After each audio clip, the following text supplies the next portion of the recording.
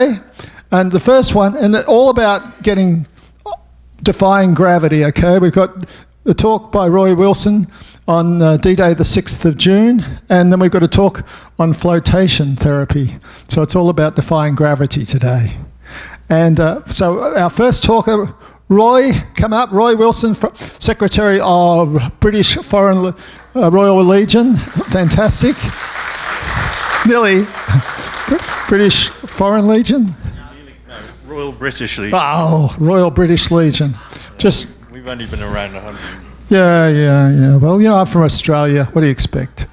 We get everything upside down. All righty. Handing over, and thank you for coming and doing this, because it's such an important topic, and we owe, as Winston Churchill said, never has so much been owed by so few to so many, and that has certainly happened in World War II. Okay. Thank you, Ren. Great introduction, and if I wasn't nervous before, I'm nervous now, because apparently last week was blinding, so not much to keep up with there then. Okay, just bear with me. I think that's the wrong slide. If you can go back to the beginning, that would be great. Thanks very much. Yeah, I'm fine, Ren. Okay, I'll speak into the microphone. If anybody can't hear me, then just shout. Okay, I don't mind being heckled. It's fine. Okay, just looking around the room at the average ages that are here. I'm just wondering if anybody was actually there on June the 6th, 1944. No? Well, you look like a candidate. Okay. So, good morning, ladies and gentlemen. My name is Roy Wilson, and in the picture behind me, you can just see the top of my head above the red beret on the right-hand side of the picture. That was taken up at the cemetery in Chung Kai in Kanchanaburi. That was our remembrance service, I think 2 years ago, something like that. I served 24 years in His Majesty Charles III's mother's Royal Navy, because Queen Elizabeth II was the monarch when I was in, and she's always my boss. I left as a Chief Petty Officer. I was a naval aviator. I flew in helicopters mainly. I flew for around about 17, 18 years. The last 3 years I was flying in fixed-wing, multi-turboprop VIP aircraft, which was actually a breeze, swanning around Europe, taking admirals, generals, and whoever wanted to go to big meetings. It was lovely, all at the Queen's expense as well. Thank you, ma'am. My primary specialisation was commando logistics support, and that was supporting the Royal Marines, but also any army unit that was put ashore. And we were trained to support any of the fighting units when they were ashore. So we'd take them from the ships, land them on, and then we would stay on land and do whatever they needed us to do. So troop insertions, ammunition resupplies, moving guns, Kazivac, you name it, all of that sort of stuff. I served in Northern Ireland during the Troubles, as they colloquially called it. And the Troubles seemed to go on for an awful long time, and I'm not sure they've actually finished yet, to be perfectly honest, but that's another story. I served in the Falklands conflict, and then I served in a couple of other lesser-known conflicts throughout the remaining part of my time. I also served 2 tours on search and rescue, which was probably the highlights of my career. And I did two tours of 2 years down on the south coast of England, and operating in the English Channel and the southwestern approaches. I actually had 2 further careers after that, and I left. When I left the Navy, I worked in the NHS, the National Health Service, and then I managed a golf club for 10 years, which was quite a nice job to do just before my retirement. Didn't do my handicap much good, that's for sure. My presentation today is actually in 3 parts. Firstly, it's a small introduction to the Royal British Legion, the Royal British Legion, Ren. Okay. I want to make it clear that I'm not a historian. I'm not an expert on World War II or indeed D-Day. But the second part of my presentation is about the Normandy landings. And just to make it clear, I wasn't actually there at the time, so if you do ask a question, I might not know the answer.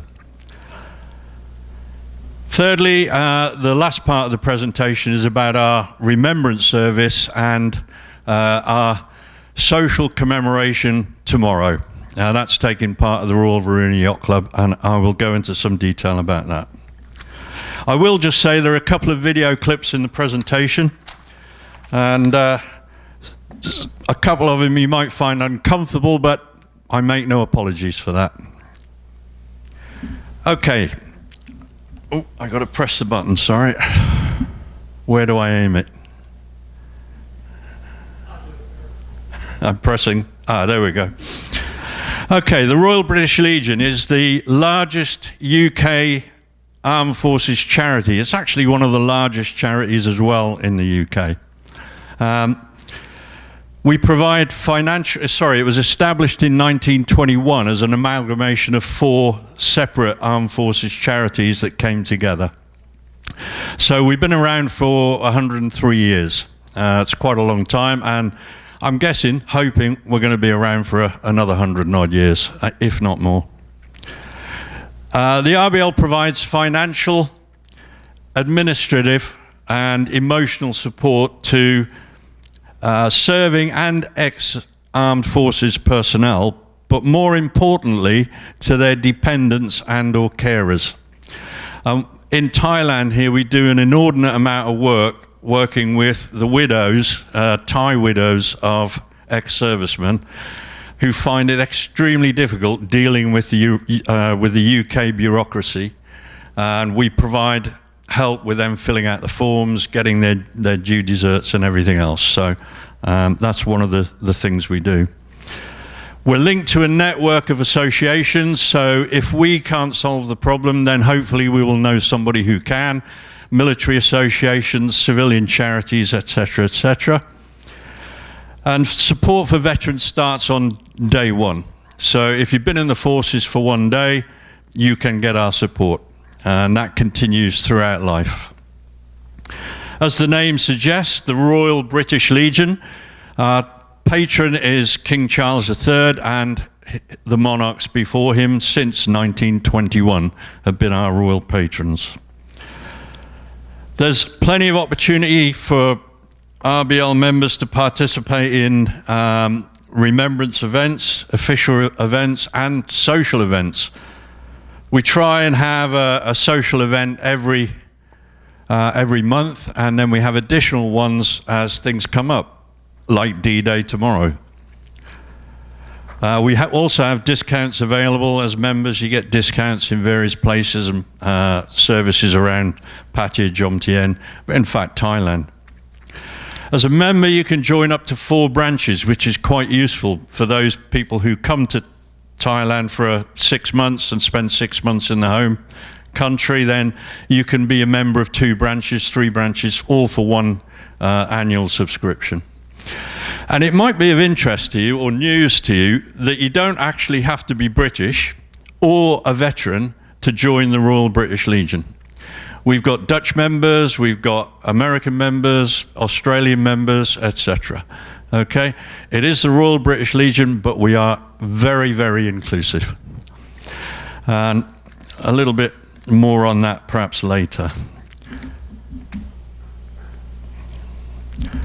Okay, Royal British Legion, and that's the same one, I think, isn't it? This is very sensitive, bear with me, apologies. The Royal British Legion here in Thailand. Founded in 2007, the Royal British Legion in Thailand, with the hope of forming other branches throughout the country. And in fact, we did have a branch up in Chiang Mai for a little while, but unfortunately the age crept up. People started dropping off the end. and it couldn't keep going. And then the rules of the RBL changed themselves. So 2 years ago, we changed the name of the branch from Chonburi branch, which some of you may have known before, to Thailand branch. So we actually cover the whole of Thailand, and we have representatives in most of the major provinces, so Karat, Phuket, Chiang Mai, Udon Thani, etc., etc.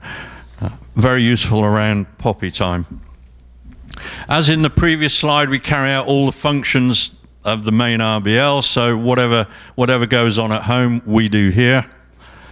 We're also very lucky and proud to have as our honorary patron, you can see the picture of him up there on the screen, and I'm going to try and pronounce his name now, Aswin Techajaron Vikal, and he is the CEO of BJC, Burley Jukka, who are the parent company of Big C and Chang Beer and various others. So we were extremely grateful when he approached us and said, is there anything I can do to help you? Our local poppy appeal, some of you may have seen the boxes on bars around Pattaya and restaurants, etc. We raised 1.3 million baht last year. Yeah, that's not a bad figure. And we hope to beat that again this year. So more on Remembrance Tide in a minute. We do have monthly socials, and we try and have one every month, and we try and spread the socials around Jomtien, Pattaya, Darkside, and we try to go to the bars and restaurants where they've been particularly good fundraisers throughout the year. So look out for those if you want. We do have a Facebook group, and it's a public group, so anybody can log on and anybody can join it. But please note that membership of the Facebook group is not membership of the Royal British Legion. If you want to join the Royal British Legion, that's a separate process. This year we intend to hold a large event to launch the Poppy Appeal in October, and that will be on the 19th of October. And details of that will be on the Facebook page. We're still ironing out where we want to have it and what we're going to do. In the past couple of years, we've had a couple of garden parties, and I don't know if any of you actually came along to one of those. They were at the Retreat Lawn Bowls Club, and at each one we had over 300 people come along and enjoy the music, food, and etc. They were really good dues. And we would love all of you, each and every one, to become a Legion member. Oh, I keep going up. I'll get the hang of it shortly. So what is remembrance? Well, as the slide says, remembrance is a personal issue. Okay? We don't push remembrance, if you like. We support remembrance, and we respect that everybody is individual and they remember how and when they want to. And it's important to note, I think, that the poppy is a symbol of peace. It's not a symbol of conflict. The poppy came into being when the fields or the battlefields in France regrew and recovered, and they had their own natural poppy coverage, and that's where the idea for the remembrance poppy came from. It's a remarkable fact that in the last 79 years, there have only been 2 of those years where there hasn't been a UK Armed Forces person killed. So 77 of those years, there have been at least 1 fatality in the Armed Forces of the UK. You may ask why I'm not wearing a poppy now. Well, my personal preference is I only wear poppies on formal remembrance services and during Remembrance Tide, which is October, November. Again, it's going back to what I said before. Each and every one of us can do as we please for remembrance. The verse on the slide there is taken from a poem, For the Fallen, which was written in 1914 by Robert Lawrence Binion. So it was very early on in World War I when that poem was actually written, and this verse we recite at every meeting and on every remembrance service. So if any of you go tomorrow, you will hear the verse recited and you will hear the response, we will remember them, spoken back. It's very important that we try and keep the memories of these people alive.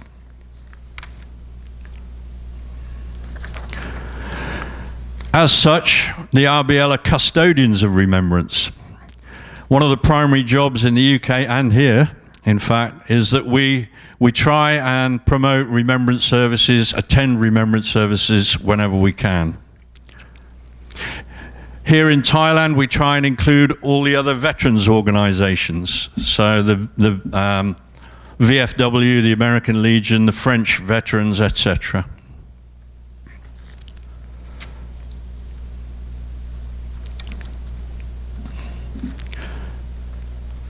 Going through some of the events that we organize or attend.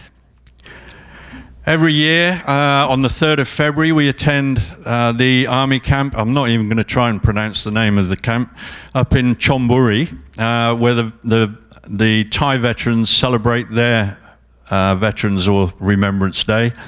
And there's normally about 15 or 20 of us go up there and take part in their parade, lay a wreath, etc. And it's a really good day, mainly centered around Korea or the Korean War, because that's where they were engaged. But we're always made very welcome, and it's a good day. Anzac Day. Are there any Australians, New Zealand in here? Great, brilliant. Okay, Anzac Day, 25th of April. We always try and support that because there were a hell of a lot of Australians and New Zealanders, Kiwis, who were involved in the fighting in World War II, World War I, and since. It's difficult because it's a dawn service, and trying to organise a dawn service in patches not that easy, but we do attend where there are services, and some of us actually go up to Kanchanaburi to Hellfire Pass, where the Australian Embassy organised the dawn service up there. And if you've never been to Hellfire Pass, I would recommend it. Truly emotional. It gets me every time I go up there. D-Day, obviously, and the last couple of years the French guys have organised it, but because it's the 80th anniversary, we are organising this one tomorrow, obviously. And then you've got Remembrance Sunday, and Remembrance Sunday is always the closest Sunday to the 11th of November. The 11th of November being Armistice Day, when the peace treaty was signed, etc., in World War I. So that's the day that it's normally celebrated. But Remembrance Sunday is the closest Sunday. This year it's happening on the 10th, and for the next 3 years it will be before the 11th. Okay, it's catching some people out. That's just the calendar. And at St George's in Pattaya, there's always a Remembrance Sunday service. The jewel in our crown is Remembrance Day at Kanchanaburi. Held in Donrak War Grave Cemetery. And Donrak has over 7,000 graves of servicemen and one woman, Phoebe Mercer, who's interred there, who died as a result of the Thai-Burma Death Railway. And we have a massive service there, and it's getting bigger and bigger every year. Has anybody been there for Remembrance? Yeah. For those of you who haven't, again, I would recommend it. It's an experience, if nothing else. Going to visit the museum and the bridge on the River Kwai, etc. It's a lovely place to go and see, as well as the service, which is always at 11 o'clock, or starts just before, so we get the 11 o'clock 2-minute silence. Last year we had, I think, 650 plus attended the service, and every year we get representatives from a massive amount of nations: Australia, New Zealand, India, Bangladesh, Malaya, America, the Netherlands, Canada, Belgium, Kenya, Singapore, and Sweden, and even Germany, which is nice to see, because we bear no grudges. We also hold a smaller service at Chung Kai Cemetery, which is about 4 kilometers away, and that's just a less formal, smaller service, but there are still 2,500 graves in Chung Kai Cemetery. So, you know, nearly 10,000 people in that one area. It's quite stirring. So, on to D-Day then. Tomorrow marks the 80th anniversary of the largest maritime and airborne assault in the history of wartime and since. We currently have war in Ukraine. We currently have unrest, if you want to call it that, in the Middle East. So it's very important that we try and remember what has gone before. And it's a shame that we can't learn the lessons of the past and basically just get along with each other. That would be really nice, wouldn't it? But sadly, human beings don't seem to be able to do it. Very few of the veterans of D-Day are still amongst us, although I stick with my statement before. Some of you do look like you might have been there. Sorry. But even the ones who lied about their age, you know, and got in at 16, there would be 96 now, so there are not going to be many. And I watched some of the coverage actually on the BBC, and there's quite a lot going on, obviously, in the UK and France. And there's still a few dozen veterans around, which is encouraging to see, and long may they go. But we have to keep going.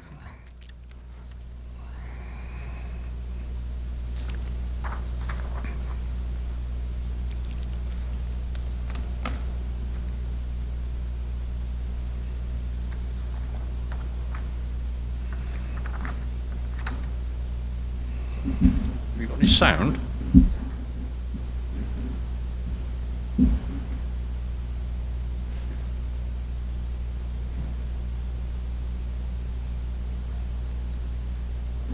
That's a shame we haven't got any sound. It would have been much more dramatic.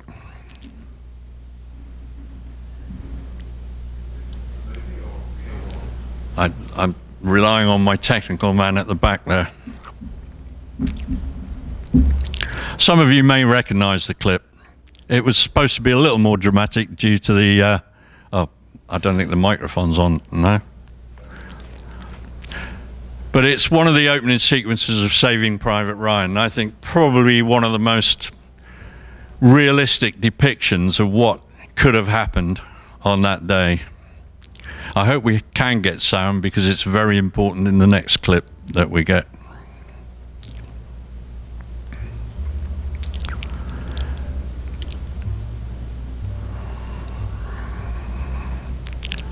The reason I'm showing this is just to highlight what it could have been like.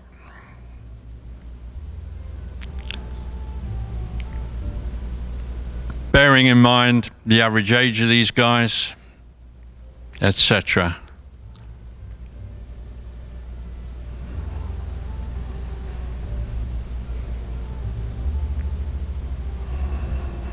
Okay. I think we got sound at the end there, not sure. Okay. Perhaps we can have a look ready for the next clip if you could. Okay, so why Normandy? Well, Operation Jubilee, which occurred on the 19th of August 1942, some 2 years before D-Day, was an attack on Dieppe. And it was intended as a morale booster for the Allies. And if they could have taken Dieppe, then it would have made everybody feel a lot better. Unfortunately, it was an unmitigated disaster. The RAF lost 106 aircraft on the raid on Dieppe. At least 32 of those were anti-aircraft fire or accidents, against only 48 German losses. The Royal Navy lost 33 landing craft and 1 destroyer. Tanks were trapped on the beach, the infantry was bogged down, and basically the whole of the assault landing failed. Within 10 hours, 3,623, I'll let that sink in for a moment, of the 6,086 men who landed had been killed, wounded, or taken prisoner. 5,000 of those were Canadians. Any Canadians here today? And they suffered a 68% casualty rate. Absolutely enormous. With over 3,000 Canadians killed, wounded, or taken prisoner. The Allies learned valuable lessons from the raid on Dieppe. I'm not sure the mic's working now. Testing 1, 2. Yep, that's better. Okay. I know I've got a loud enough voice, so hopefully it will carry. The Allies learned valuable lessons during that raid, and both Churchill and Mountbatten both claimed that it was worth carrying out for the lessons they learned. Now, I have my own opinions on that, but never mind. The Germans also believed it was a valuable lesson, hence their fortifications on the coast when D-Day actually occurred. So, you know, it was a bit of a bonus for both sides, if you like, learning something. Calais, well, Calais was too heavily defended. I mean, it was already a major port. There were panzer divisions, infantry divisions, there was artillery, etc., etc. So trying to go into Calais, non-starter. Brittany, just that bit too far away. Anybody been on a Brittany ferry from the UK to France? Takes forever.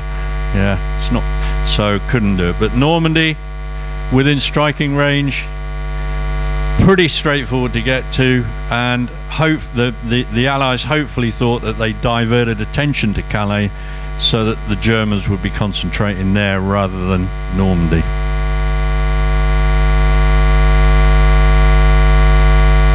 Has anybody actually tried, this is a rhetorical question by the way, has anybody actually tried to organise a major event? I'm talking about a major event.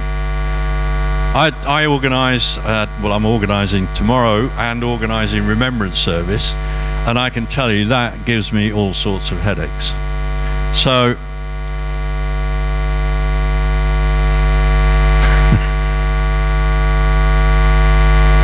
so I cannot begin to understand or comprehend the organisation that went into the Normandy landings. And as you can see on the slide there behind me, first of all, you've got international cooperation. You're dealing with all the nations involved, some more proactive than others, shall we say. You've also got inter-service cooperation, Army, Navy, Air Force, and trying to get them agree on strategies and ways forward, etc. Then you've got to try and keep it secret or give out information that is false, etc. Then you've got the manpower involved. The numbers that were involved are just immense. The training of those people, the fuel supplies, the catering supplies, the ammunition supplies, and the resupplies of the supplies when they run out. Communications, 1944, no internet, no mobile phones. Carrier pigeon, courier, bloke on a motorbike, that was probably the end of it. You know, they had telephones, yes, but they were wire, and if you didn't have the wires in place, because don't forget the war was still going on and Germany was still bombing UK at the time, so a lot of the telephone lines were getting taken out, and the movement and storage of the ships, the aircraft, the trucks, the tanks, etc., etc. Massive, absolutely massive. The operational planning, how are we going to do it? The flexibility planning, what if that doesn't happen, or what if that goes wrong? The sustainability planning, what do we do after we get them all ashore? You know, the recovery planning, what if it goes wrong? And then, remember, someone on the other side of the channel was deliberately trying to screw this up. So it is a massive, massive undertaking. There are two movies that I've watched recently and I would recommend. One is Ike, the run-up to D-Day. Very good movie which covers pretty much all of what's on that slide. A very interesting, very intense movie.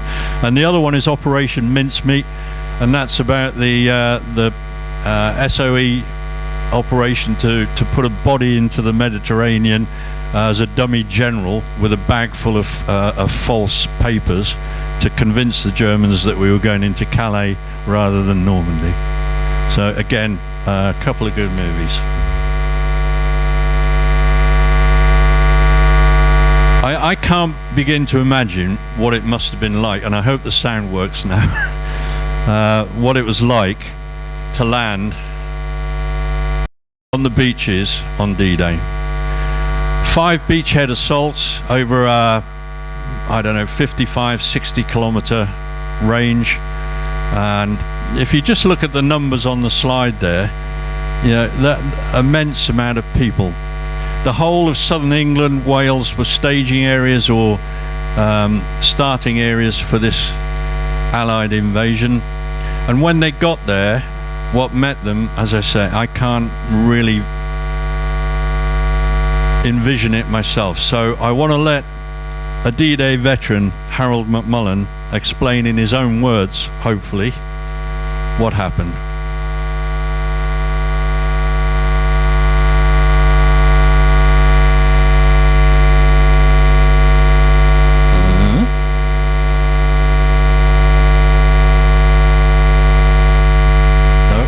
Sorry, gotta go back.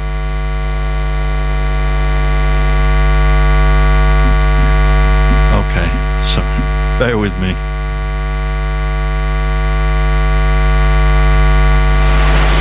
Technology, fantastic. When we hit the beach, we knew, there was no doubt in our mind, that we had to take that beach.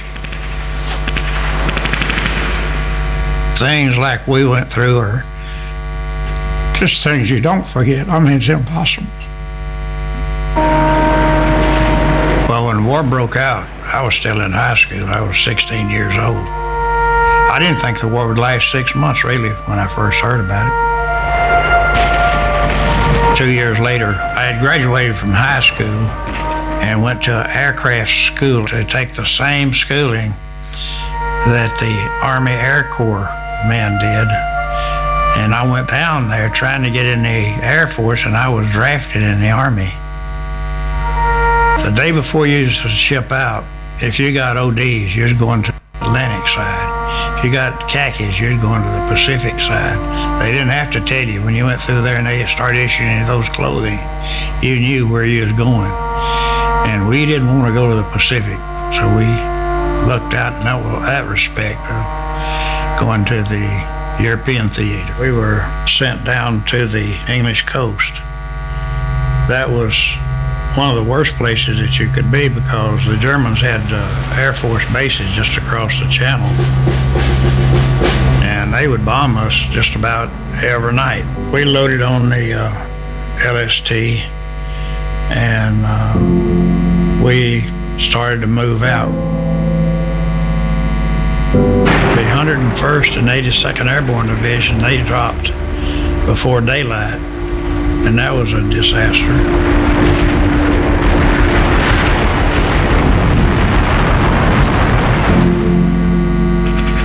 I went in at 7 a.m.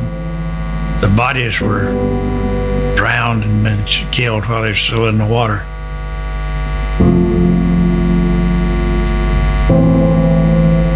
We went in way, way too early because they had not taken as much of the beach as they thought they would.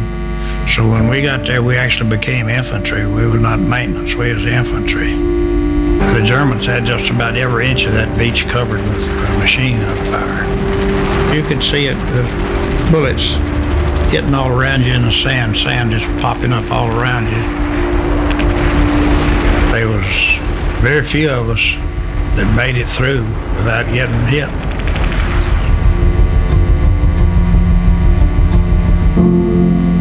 No further from me to you. You just see them just blood and guts everywhere, hit with a machine gun, 50 caliber machine gun. And you'd be splattered with his blood. Not no way to really clean it up from you. And you're wondering, trying to find out where that fire came from, and maybe you could return some fire.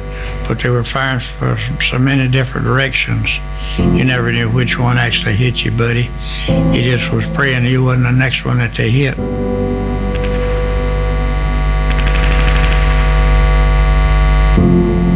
Hear them hollering, begging for help from the guys that was wounded, and some that was wounded trying to get up under a sand dune that was there, that was the best protection that was there at that time.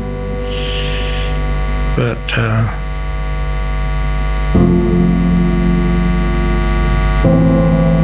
it's hard to describe your feelings when you see something like that.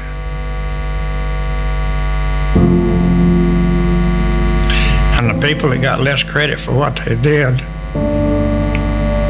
was the medics.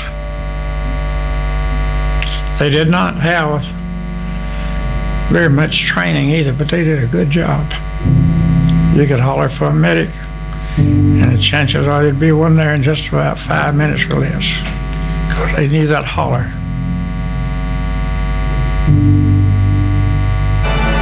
When we hit the beach, we knew, there was no doubt in our mind, that we had to take that beach. Because if we didn't, everybody would be a loser. But we would sacrifice everything we had to take that beach. And I think that's the reason we got it.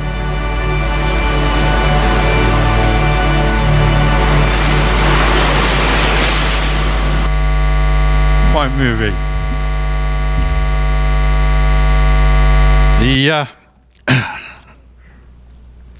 The airborne assault and the beach landings actually happened within 24 hours, one day.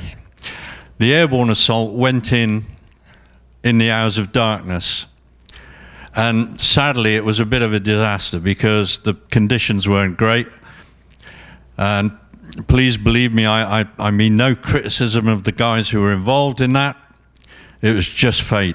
The weather wasn't brilliant. They went in the dark. They overshot their drop zones. And to be honest, I think it was probably weeks afterwards that units were still getting together.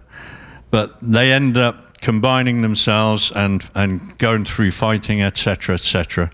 And we all know some of the stories around Normandy and the villages where the airborne assault troopers were, the 101st, the 82nd, the British paratroopers were fighting. The slide here shows you the casualties on the D-Day beach landings. And now the beach landings started around about 6:30, 7 o'clock in the morning, as the guy said in the clip. And they cleared the beach pretty much, or the beaches, some of them easier or quicker than others, by around about lunchtime. So it was short and sharp. But those casualties on this slide here, can you imagine, they happened within that 4-5 hour period. That's an immense amount of human loss in such a short period of time. The acceptable attrition rate for Eisenhower and the planning team was about was a lot higher than actually the 4% this slide represents. But it's still 5,000 men.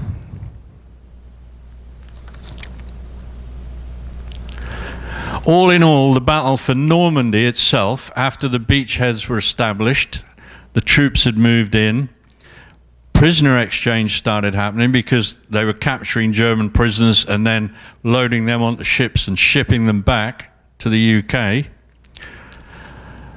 But during the whole of the Normandy period, or the Normandy battle, 12 weeks, just over 500,000 casualties. Killed, wounded, or missing. Now, missing covers a multitude of circumstances. Missing means where bodies are unrecovered, where drowned and aren't recovered from the sea, blown to bits by artillery or mines or whatever. Buried and miscounted, or the records were lost or falsified, etc.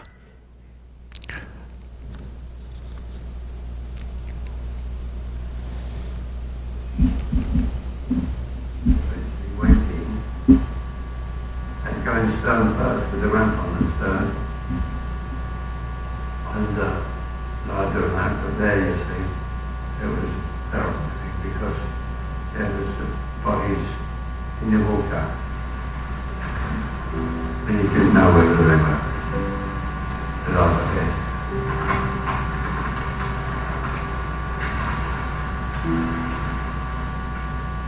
We were 19. We were all skinny and hungry. Well, I don't think any of us had ever even thought about being afraid. It was just accepted. We didn't know it as D-Day. We just knew there was going to be an invasion, amphibious landing of Normandy. We actually thought we would be going to be unloading all that stuff on the beach. Of course, we didn't realise it was going to be a killing beach. They started landing at 7:30 in the morning. And there was all, as you went in, there was all floating debris and bodies. And I almost, at the time, head down, got a bullet and I was joining them, That's how I felt about it, because of all them, those poor devils. But these guys, they come all that way, thousands of miles from their home to help us. And that's as far as they got. That's sad. I've got a lifetime memories of them. I went most nights and thinking until midnight, thinking about what I went through on D-Day. It was absolutely hell. You could never describe what it was like, honestly. I find it hard now. I've never seen a film of it. I've never watched a film or anything like that. There's no need to. That's there and so on. They're not losing that shit. I've had so much famous chapel there that was took to Sheffield from the Isle of Wight and we removed the chapel, but still got what they call peppers, that small stuff that was worth operating on. Well, I've got all of that there. You see, actually, they had more or less cleared the beach by midday. And from the beach over the pebble reef, and they were taking prisoners, they were actually. Well, it's beyond sadness, it's beyond that. It's take a bit of understanding really that how many human beings can be wiped out.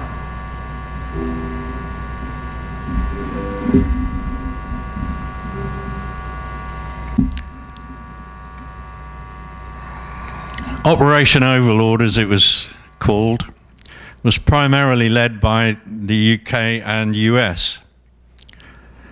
Obviously, it should be remembered that there were 13 plus other nations that took part, either in the organisation or support of the D-Day landings.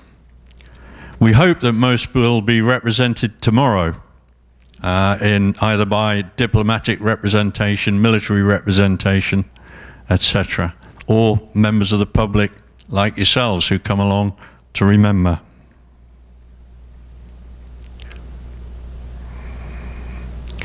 We also should remember that there were multiple faiths involved. Not just Christians, but all religions, all giving the ultimate sacrifice. It was by far one of the most pivotal points in the whole of World War II. It decisively changed the outcome, and one wonders, I do particularly, what would have happened had the Germans prevailed and pushed us back into the sea. It would be a completely different world than it is now.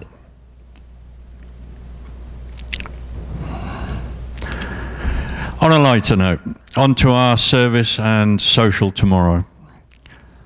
The service is a remembrance service commencing at 5 o'clock. Recommend that you get there earlier and seated before then. It is a Christian service, but we remember all faiths during it. And it's open and free for all to attend. But it would be helpful if you can let us know that you're going to come along, just so that we can support and cope with the numbers. The buffet reception after is 6:15, and the cost of the tickets is only 350 baht.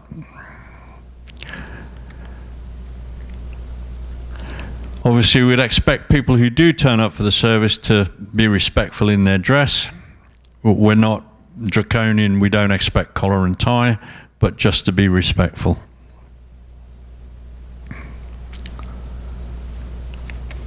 We will be parading our standard, and there will be 2-minute silence.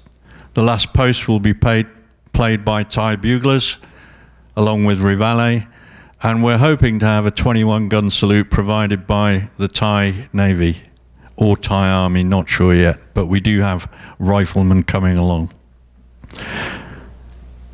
The social after the service should be fun.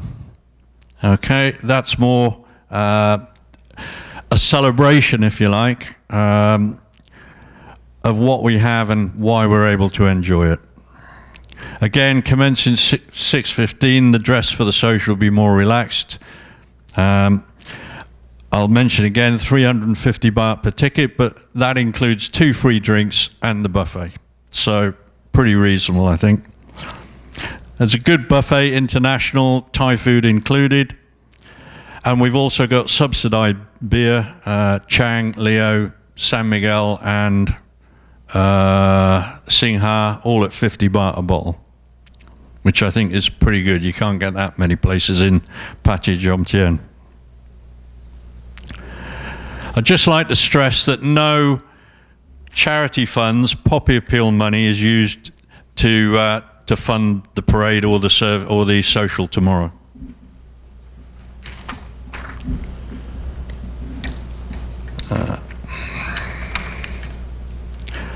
The service will be undercover and seated, but as I say, if you are intending to go, then go early, because I can't guarantee everybody getting a seat.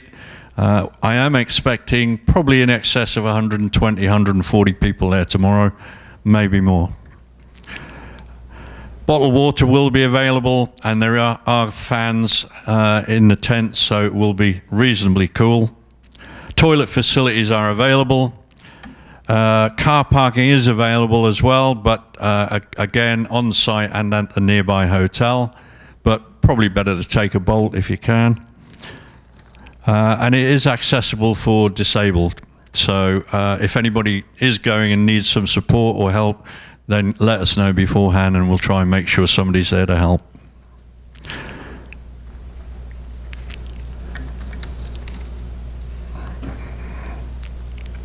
The cost of setting up the event, and all events that we hold, sometimes is quite high, and we couldn't do it without the sponsors that are listed up on the board there. And we're very lucky, actually, that throughout the years of all the things that we put on, we've had sponsors' donations come forward. And I can't stress how fortunate and how grateful we are for that. And if anybody wants to be involved in any future events sponsoring us, then we're more than happy to talk about that. And our details will be available via Ren, hopefully. So that just about covers my presentation. And thank you for listening. And if anybody's got any questions, I will try and answer them.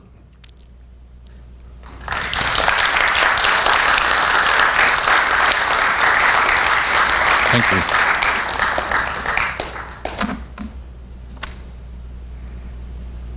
No, good? Oh, too late.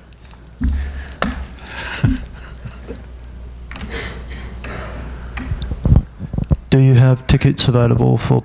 Oh, sorry, I meant to mention that. That man there in the white shirt with the blue collar has tickets available should anybody want them. Sorry, yep, that's probably the most important question that anybody could ask. Thank you. Are there any others? No? Good. Thank you. Oh, sorry. Yeah. Yeah, please mill around and grab a ticket if you want one now. Sir. Very talk, you know. Pardon? Very emotive talk, looking at DVD of those old men and recalling. I don't think we realise what the armed forces have to go through, and to actually organise that is phenomenal. I've seen many war films and read many books, but actually to see presented like that was a reminder to all of us. I've been in the service, Royal Navy, and I know that not many of us of my age, but these guys, they were 18 to 21. We have to that, you know, they've got no life now, they've gone. You know, it's emotive to me being a Royal Navy expat. But thank you for coming and giving us a talk. It's well accepted. Thank you. Very welcome. Thank you.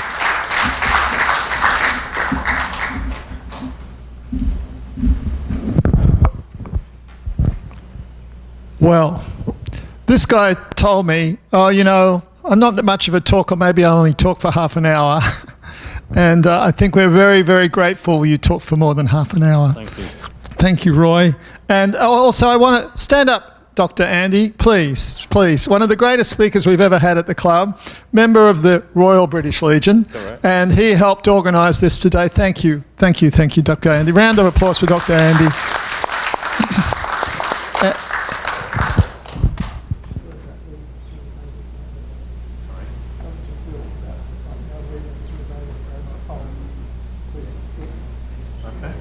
Sure. We're going to do They Shall Grow Not Old. If you want to stand up, stand up. Yeah, Renner's just asked me if I'd state the exhortation, so you can remain seated if you like. They shall not grow old as we that are left grow old. Age shall not weary them, nor the years condemned. At the going down of the sun, and in the morning, we will remember them. We will remember them. Lest we forget. Thank you for doing that.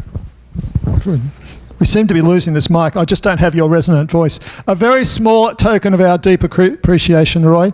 And this is also a reminder that every year I try to organise a speaker who has served in the armed forces from a country to do a talk near the 11th of the 11th. Couldn't find someone last year. Please, you know, help us to find an appropriate speaker near the 11th of the 11th, because it's very important that we remember them. Thank you very much.